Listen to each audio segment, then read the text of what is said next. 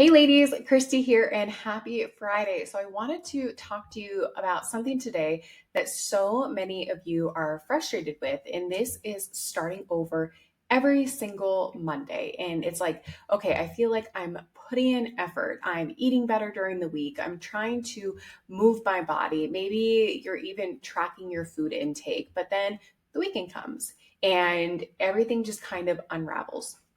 There's no routine. There are social events. You're with your kids. You're nonstop. You're tired. And let's be honest, you just want a little break. By Sunday night, you're telling yourself, like, I'm just going to start fresh tomorrow. And then the cycle repeats itself. So this cycle is one of the number one reasons moms feel stuck. And the truth is, it's not that you're not trying hard enough.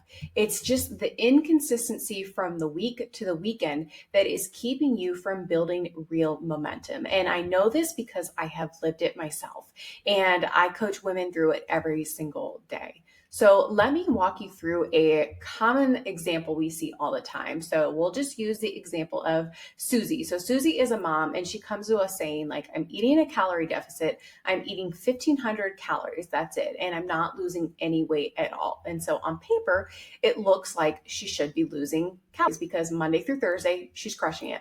She's hitting her 1,500 calories. Her workouts are solid. Protein is high, water's in a good place. And so why isn't she making any progress? And so if we take a look at the full week, including the weekend, Friday night, maybe she grabs some drinks with some coworkers. Maybe she eats out. She doesn't necessarily really track anything. Saturday, she's going to a kid's birthday party. She's having pizza, cake, snacks throughout the day, maybe a couple glasses of wine afterwards, after the kids go to bed. And then Sunday, maybe she's, having brunch. She's picking off of the kids' plates. She's snacking. Maybe she's folding laundry, eating some things, and maybe just kind of like eating out of emotional exhaustion. And so, like, nothing super extreme. But by the time we tally everything up, she has eaten enough on the weekend to completely offset her weekday deficit. So her weekly average calorie intake puts her at maintenance or even slightly above. And this is why the scale is not moving. And so this is not about guilt. This is not saying that you can't have those things and still be successful, because you absolutely can. This is just about awareness, because if we don't look at the full picture and we just assume something is maybe wrong with our metabolisms, when in reality, it's just that the weekend that is keeping us stuck from reaching our goals. So I want to talk about how we can fix it and how we can make weekends work for you and not against you. So first, we want to manage expectations. Before the weekend starts, we want to ask ourselves, like, what do I actually want from this weekend? Am I trying to stay consistent?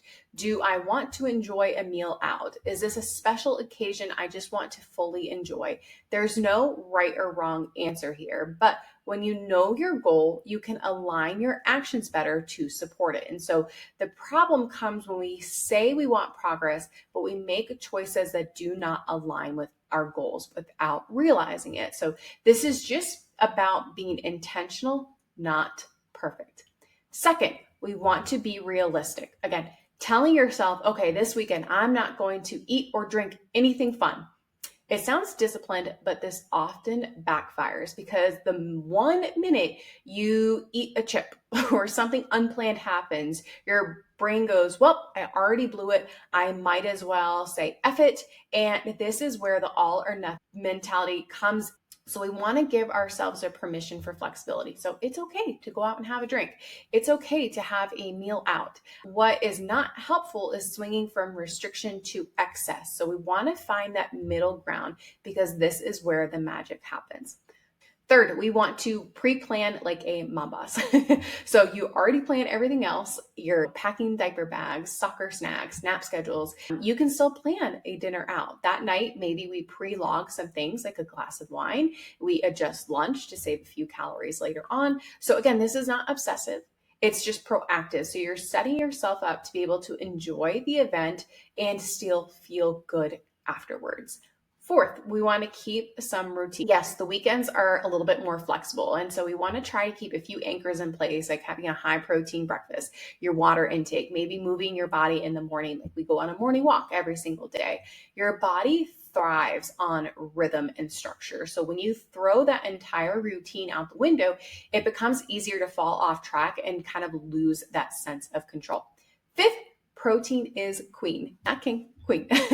So we want to start our day with protein. So, maybe also bring a protein bar in your purse, maybe toss some chicken on your kids' mac and cheese if you need to. I'm just trying to stay ahead on your protein. It's easier to avoid the endless kind of grazing and cravings that happen throughout the day. Also, this ensures that you're not having to scarf down like 80 grams of protein at the end of the night, because we've all been there and it sucks.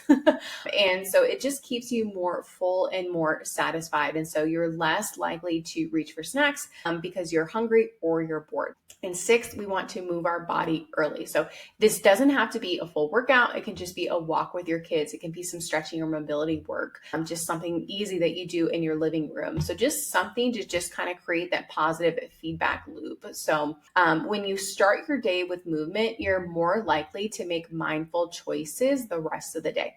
And finally, we want to reflect and not restart. So you do not need to punish yourself on Monday or start some extreme diet to kind of make up for the weekend. Instead, reflect what went well, what could have gone a little bit better, what might I try differently next weekend, and then move forward. So this is how consistency is built. It's not by being perfect, but it's learning how to adjust as you go. So just to wrap this up, you're not failing. You're not broken. You don't need to start over again. You just need a better strategy that works for you and your lifestyle, not against it. So if you're someone who is tired of spinning your wheels, feeling like you're doing everything right, but you're still stuck, I want to invite you to apply for a free discovery call with me and my team. We'll take a look at what's going on, what's getting in the way of your results, and whether or not our coaching program is the right fit for you to finally break the cycle and start making progress that actually lasts. You don't have to keep doing this alone. Just go ahead and click the link in the post, fill out a few quick questions, and we will take it from there. So you deserve to feel good in your body, and you don't have to sacrifice your weekends or your sanity to get there. So anyways, I will see you next Friday, and I hope you guys have a fantastic rest of the day.